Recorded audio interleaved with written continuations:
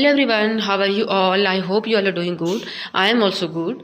तो आज की वीडियो में आपको मैं बताने वाली हूँ कि मैं एग्ज़ाम के टाइम ऐसा क्या करती हूँ जो आपको भी करने के लिए सजेस्ट करूँगी। और मैं कब ये सीखी कि एग्ज़ाम के पहले इन बातों का ध्यान रखना चाहिए ताकि आपका जो भी तैयारी है आप उसमें अच्छा परफॉर्म करके आएँ।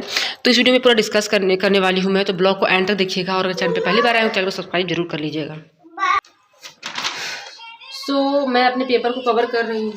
तो जैसे कि जानते हैं कि मेरा पेपर इंग्लिश है, और जैसे कि देखिए अगर इस तरह से एग्ज़ाम हो रहा है कि किसी का आज किसी का कल, तो इससे बहुत कुछ आइडिया भी मिल जाता है कि क्या पढ़ना चाहिए और कितना पढ़ना चाहिए। थोड़ा बहुत आइडिया मिल ही जाता है, ज़्यादा तो नहीं मिलता है बट थोड़ा बहुत मिल ही जाता है।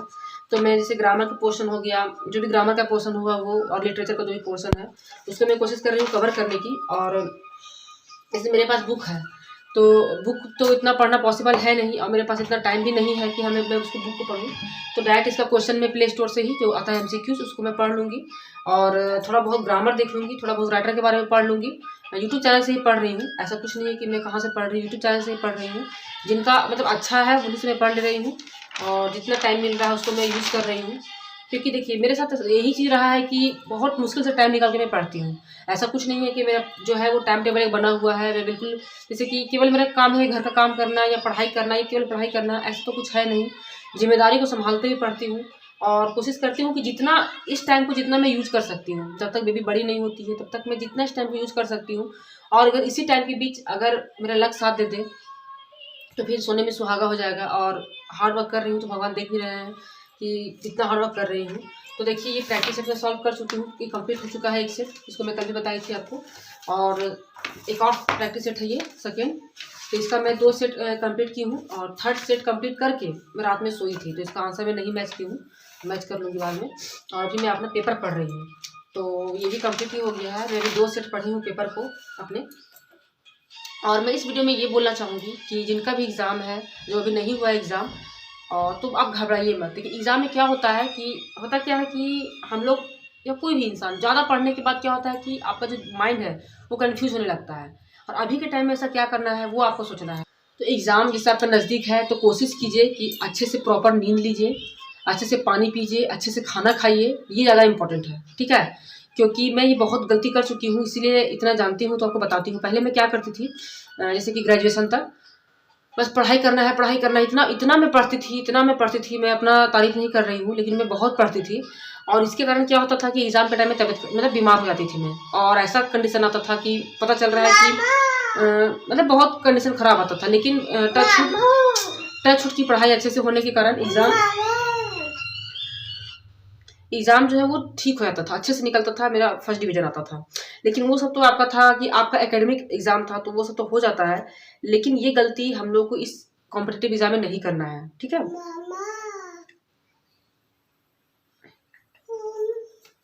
कॉम्पिटिटिव एग्ज़ाम में ऐसा गलती नहीं करना है। अभी जो भी टाइम बचा हुआ है आपके पास, 2 दिन 4 दिन, जब भी आपका एग्ज़ाम होगा आप अच्छे से 2 घंटा 24 घंटे में 1-2 घंटे निकालिए, और जो भी आप पढ़े हैं इतना दिन तक उसको एक बार अच्छे से गो थ्रू रिवीजन कीजिए। और रिवीजन ऐसा नहीं है कि ऐसे करके पढ़ रहे, नहीं, बिल्कुल आप उसको गौर से देखिए।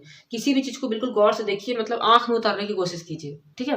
बिल्कुल ध्यान से देखिए उसको, और उसको केवल रिवीजन कीजिए, चाहे वो करंट अफेयर हो। और मैं बता देती हूँ कि करंट अफेयर में नहीं पढ़ पाई हूँ, तो मैं क्या कर रही हूँ, ये जो प्रैक्टिस सेट में करंट अफेयर दिया हुआ है मैं मैं वही करंट अफेयर पढ़ूंगी, क्योंकि ज़्यादा क्वेश्चन तो आने नहीं है। तो मैं अलग से करंट अफेयर नहीं पढ़ने जा रही हूँ। इसी में जो भी क्वेश्चन दिया गया है, जैसे कि 50 सेट है, तो इसमें से जितना भी करंट अफेयर आएगा मैं कोशिश करूँगी उसको पढ़ लेने की। तो अब पढ़ूंगी भी उसी से मैं। तो ये हो गया। और रहा मेरा पेपर का सवाल, तो मैं पेपर भी वही कर रही हूँ कि मैं प्ले स्टोर से ऑब्जेक्टिव जो आता है MCQs उसको मैं डाउनलोड कर ली हूँ, और उसी को पढ़ रही हूँ। तो अब बाकी अब लक पे भी डिपेंड करता है कि क्या होता है। सबसे बड़ी बात कि मेरा सच को ऐसा तैयारी नहीं था कि मैं KVS एग्ज़ाम दूंगी, बट सडन ऐसा मन में आया कि नहीं, अगर ये अपॉर्चुनिटी आई है BEd करने के बाद, और ये सब अपॉर्चुनिटी बहुत मुश्किल से आया है, और अब मैं ये नहीं देखूंगी कि मेरी बेबी छोटी है, मैं भी प्रिपेयर नहीं हूँ, मैं ये सब चीज़ कुछ भी नहीं सोची, और फॉर्म फिल कर दी कि जितना पढ़ सकूंगी पढ़ूंगी।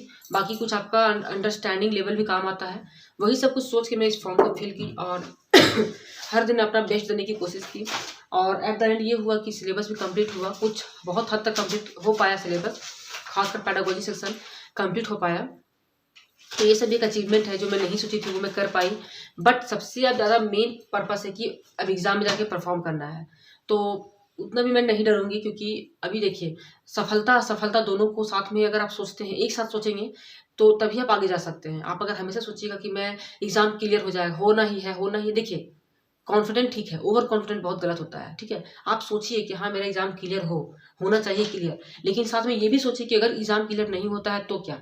मतलब एक नाव पे पैर, लोग पहले बोलते थे ये दो नाव पे पैर नहीं रखा जाता है, लेकिन आज का टाइम ऐसा आ गया है कि अगर आप एक चीज़ के सहारे रहिएगा तो आप डूब जाइएगा, ठीक है। बहुत अच्छा एक एग्जांपल बताती हूँ कि जैसे कि जो चूहा का बिल होता है, ठीक है, उसमें से क्या होता है कि चूहा का बिल कभी भी एक जगह नहीं दिखेगा, वो बहुत जगह बिल बनाता है, ताकि कभी भी कोई अगर सांप वगैरह आएगा तो वो दूसरे बिल से निकल के बच सकता है, अपनी लाइफ को बचा सकता है।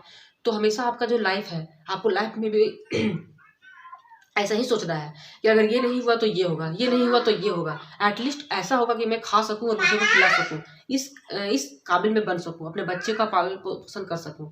आपको ये चीज़ माइंड में रखना है। ये नहीं सोचना है कि आपको केवीएस करना है तो केवीएस करना है, या किसी भी एक चीज़ को करना है तो करना है, नहीं। आप साथ साथ में कोशिश कीजिए कि 2-3 ऑप्शन अपने साथ लेकर चलिए, ये मेरा सोच है। अब आप बताइएगा कि मेरा सोच क्या है, नहीं है, सही है या नहीं है। मैं हमेशा कोशिश करती हूँ, हमेशा नहीं बेबी होने के बाद मेरे माइंड में ये चीज़ आया कि नहीं, कभी भी एक ऑप्शन पे नहीं बैठना चाहिए, हमेशा 2-3 ऑप्शन ट्राई करना चाहिए और देखिए कि किसमें आपको सक्सेस मिलता है, ठीक है।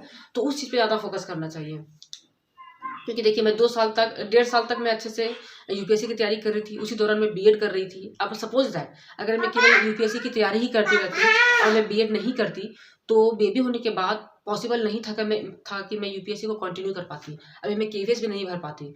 तो इसीलिए कब आपका कौन सा डिग्री, कौन सा आपका स्किल आपका कब काम देगा आप नहीं जानते हैं। तो हमेशा 2-3 अपना जो आपका भी है, जो भी स्किल है, आपका जो भी पैशन है, उसको हमेशा डेवलप करते रहिए और सोचते रहिए कि ये नहीं तो अच्छा, वो नहीं तो ये होगा, लेकिन एक दिन सक्सेस होना है, इस बात को हमेशा ख्याल रखिए, ठीक है।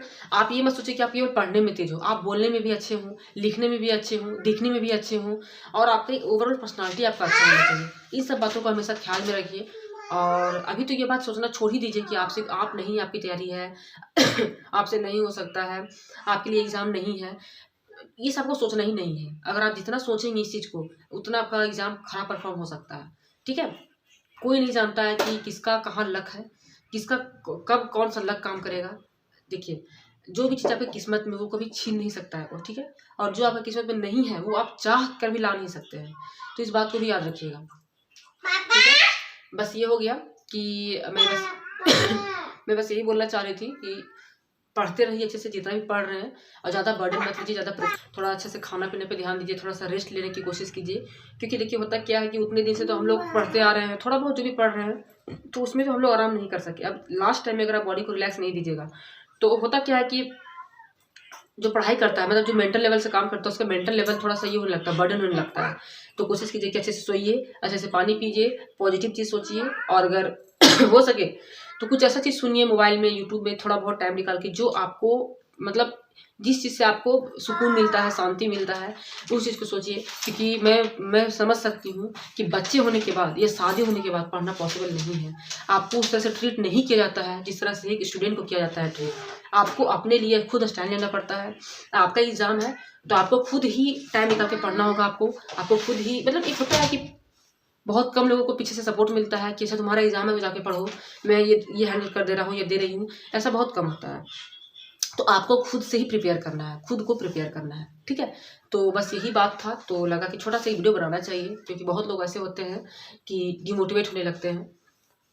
और मेरे पास एक कमेंट आया था जो पढ़ कर मतलब मुझे मतलब मेरे अंदर एक मोटिवेशन आया कि घर के काम को संभालते हुए आई थिंक 7 मंथ या 5 मंथ की बेबी को हैंडल करते हुए उन्होंने सीटेट क्लियर कर लिया है। तो आपको बहुत ज़्यादा कॉन्ग्रेचुलेशंस। आपसे मैं मोटिवेट होती हूँ कि चलिए जब आप लोग कर सकते हैं तो मैं भी कर सकती हूँ। तो ऐसा बात नहीं है कि केवल आप मेरे को देख के ही आप मोटिवेट होंगे, नहीं, आप लोगों से मैं मोटिवेट होती हूँ, ठीक है। तो बहुत अच्छा लगा। और कुछ आप लोग अपना जो भी आपका सक्सेस है आप शेयर कर सकते हैं मेरे साथ, मैं यहाँ पे शेयर करूँगी, ताकि आप लोग सुनिए कि आप लोग जब दूसरे के मुँह से सुनने से कितना अच्छा लगता है। और बस मैं भी लगी हुई हूँ मेहनत पे, और आप लोगों का आशीर्वाद रहा, आप लोगों का सपोर्ट रहा, आप लोगों का प्रेम रहा, तो वो दिन दूर नहीं है कि जब मैं भी सेल्फ डिपेंड बन जाऊँगी। और बस यही था बात। तो इस वीडियो को मैं यहीं पे करूँगी एंड। और थोड़ा सा मैं पढ़ती हूँ, क्योंकि टाइम बहुत ज़्यादा प्रीसियस है, समझ सकते हैं आप। टाइम है नहीं और मोबाइल से ही लिखना है, तो थोड़ा सा पढ़ूँगी मैं, और प्रैक्टिस सेट भी सॉल्व करना है ये। तो चलिए बताइएगा वीडियो कैसा लगा, वीडियो को शेयर कीजिएगा, लाइक कीजिएगा, कमेंट कीजिएगा, और चलिए बस।